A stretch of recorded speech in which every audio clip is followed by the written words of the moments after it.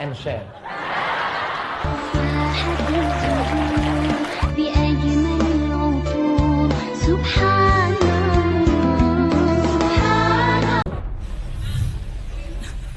Saya memberikan ini bahwa Islam itu bicara politik. Belanda yang melarang kiai bicara politik, maka saatnya para ulama, saatnya para habaib untuk bicara politik. Selamatkan NKRI ini, selamatkan Indonesia ini, selamatkan negara Republik Indonesia ini, supaya ulama kalau sayang negara, ulama bicaralah soal politik di masjid-masjid dengan syarat politik Al-Quran yang santun dan sopan, politik sunnah Rasulullah, politik yang santun dan sopan, bukan politik seperti sekarang ini yang penuh dengan hoak, penuh kebohongan, penuh ketidakadilan. Mari kita bikin politik yang sopan, politik yang santun, kembali politik yang sopan, politiknya Al-Quran. Ngotot saya ini, ngotot Kiai, supaya Habib Hamid kalau pidato lebih ngotot dari saya. Malulah sama saya kalau Anda tidak ngotot. Setua itu masih ngotot, masa yang muda-muda? Betul atau tidak, Pak Haji? Ini mungkin sudah coba bayangkan kalau sekarang saya pidato kayak begini dengan umur 81 tahun, kira-kira ketika seumur 30 tahun kayak apa? Bayangkan aja sendiri. Pidato sudah 53 tahun dan ini sudah karena Islam. Islam bicara politik. Justru tadi dalam Habib Hanif sudah menjelaskan, Rasulullah menjadikan contoh, tetapi di waktu itu tidak sebut ad-daulah al-islamiyah, tidak ada, tidak ada. Yang ada negara Madinah. Mengapa Rasulullah tidak menyebut ad-daulah islamiyah, negara Islam? Tidak perlu. Mengapa? Pemimpinnya Rasulullah yang dipakai Al-Quran, tidak perlu lagi pakai daulah islamiyah, cukup negara Madinah dipimpin oleh Muhammad ibn Abdullah. Betul? Ijma ulama mendirikan negara itu hukumnya wajib. Nggak ada ulama yang khilaf.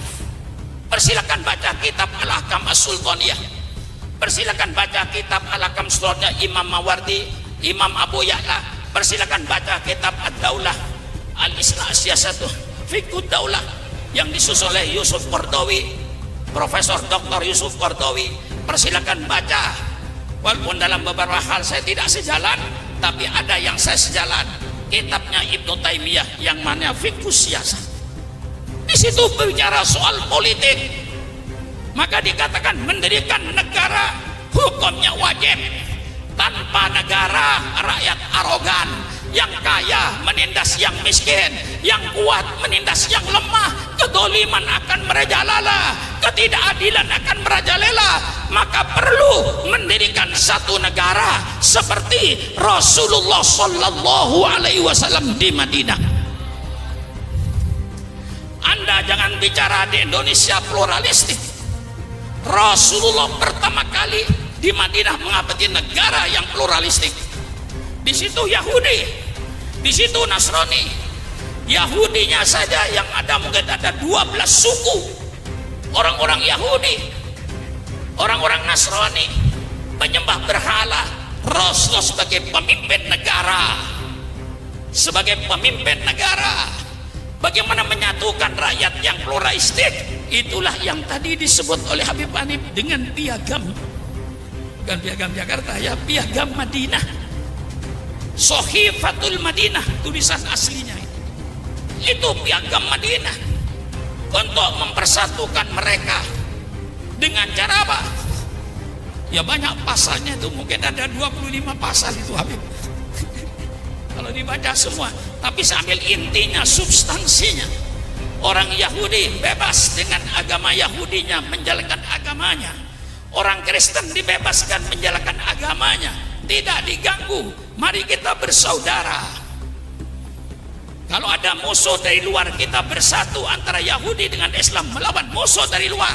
Karena kita merupakan satu negara Madinah. Biaya bersama, sama-sama keluar biaya di dalam, tetapi peraturan pokok di situ ada. Kami seluruhnya yang berbeda-beda itu rukun damai, tidak ada kedoliman, tidak ada ketidakadilan. Di situ intinya. Siapapun yang berbuat dolim, ya Yahudi ya orang mukmin, sama saja kena hukuman. Maka Islam tidak punya musuh. Islam tidak punya musuh etnis.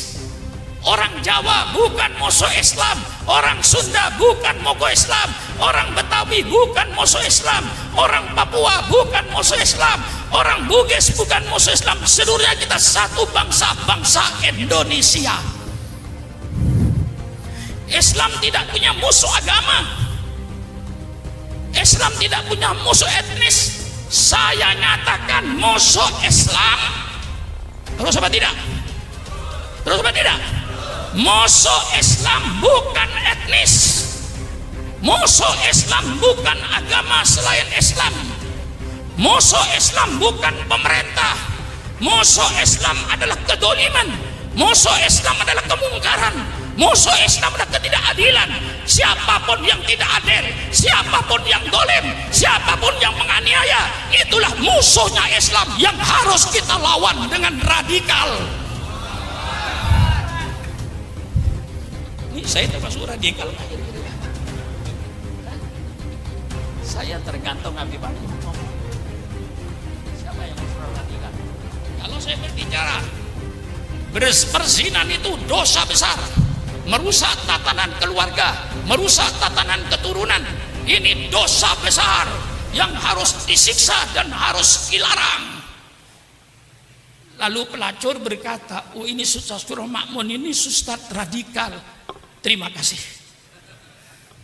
Kalau yang berkata pelacur, saya berkata lagi, minum minuman keras itu larangan agama, merusak otak, merusak pikiran, menjadikan manusia malas. Malah kalau sampai taraf kepada narkoba, daripada dia saya lihat badannya, lebih saya lihat kuburannya. Orang yang minum narkoba itu, lihat kuburannya saja daripada melihat orangnya. Orang yang tukang dagang narkoba ini kiai radikal. Siapa? Syukran Makmun. Terima kasih. Berarti saya nahi mungkar. Bagaimana Pak Effendi kira-kira? Benar ya?